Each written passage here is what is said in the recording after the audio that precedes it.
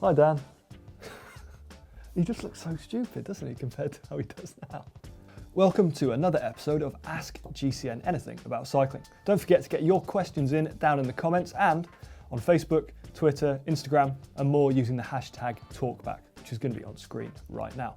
Let's get started. First up, we have got this question from Adam Woby, who's asking, what gains can be made from changing your group set from an entry-level group set, so something like Shimano Sora, to a top-of-the-range group set, something like Shimano Dura-Race? And honestly, Adam, the fact is they just feel better and they do work slightly better, they're lighter, and they're more expensive. So there is a gain to be made in performance, but perhaps a loss to be made because you're going to be spending a bit more replacing the parts if you break them and in the initial investment. But I think they really, really do make a difference if you can afford to buy them.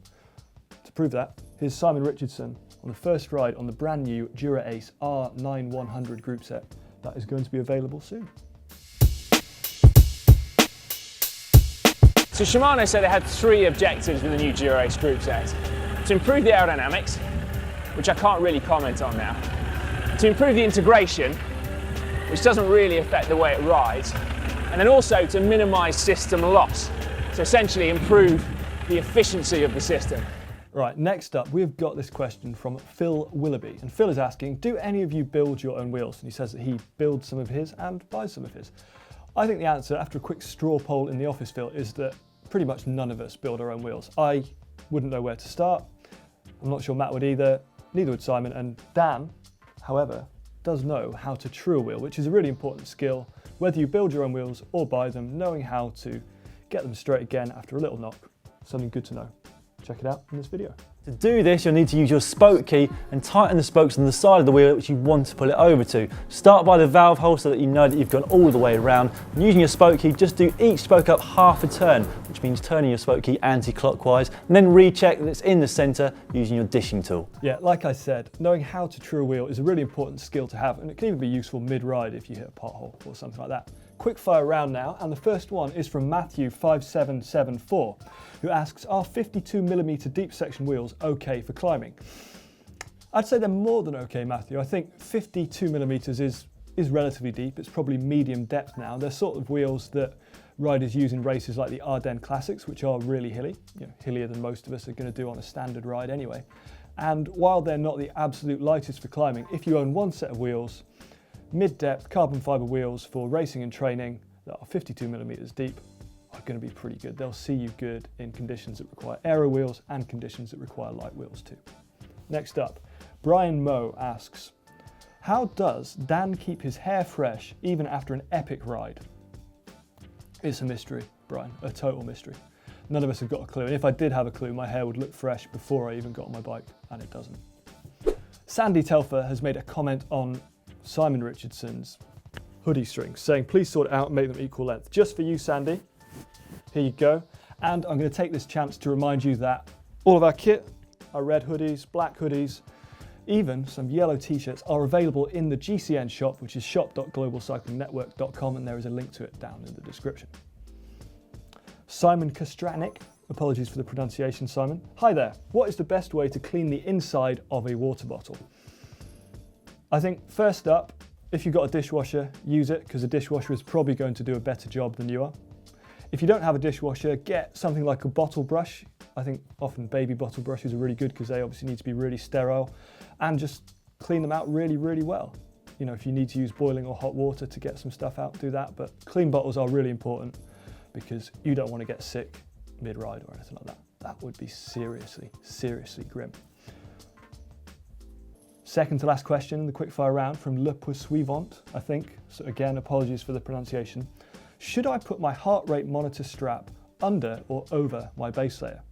You should definitely put it underneath your base layer. If it's over your base layer, it's not going to pick up your heartbeat. So it might be transmitting, but it's not going to be transmitting any information that's actually useful. So make sure you wear your heart rate monitor strap underneath all of your clothing. It's in contact with the skin. Don't forget, if you want to ask questions for next week's Ask GC Anything, let us know down in the comments or use hashtag TalkBack across social media.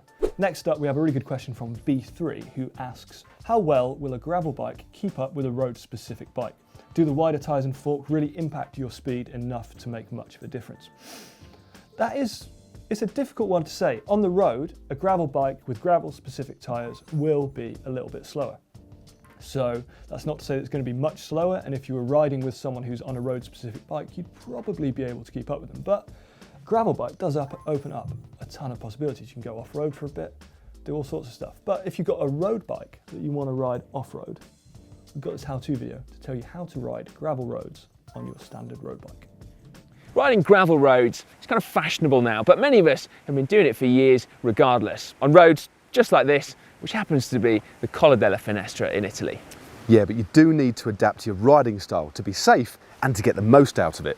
And with that in mind, here's GCN's tips.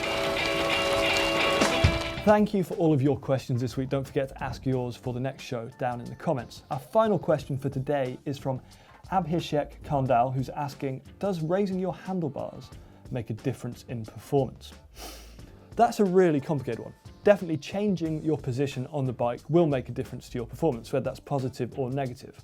So I guess your question is, how can you make a positive difference to your performance by raising your handlebars? And you can do that in a number of ways. Sometimes by raising them, although you'll be less aero, you might be more comfortable and put out more power. And sometimes by raising them, you'll just be less aero and putting out the same power. So there's no benefit there. But if you'd like to find out how to set your reach, we've got this great video here with Simon and our friend Ollie Beckinsale. Takes you through step by step how to work out this really important part of your position on the bike. If you're too far away and you're overreaching, there's a lack of stability and strength. If you're going to do something dexterous, for example, when you chop an onion at home, you do it close in where you've got the most control and strength. You don't do it way out. And it's the same on your bike. You want to have control and strength so you can handle the bike, change gear, adapt, make small changes, descending. This needs always to be closer in your comfort zone. So there we have it, another episode of Ask GCN Anything About Cycling. Don't forget, leave your questions down in the comments and get in touch on social media using #TalkBack, which is on screen. If you'd like to see all of our videos from the very recent Tour de France, click right there to check out that playlist. And if you'd like to see our most recent video, just click down there. Finally, to subscribe to the channel, click on our logo, and to visit our shop, click on me.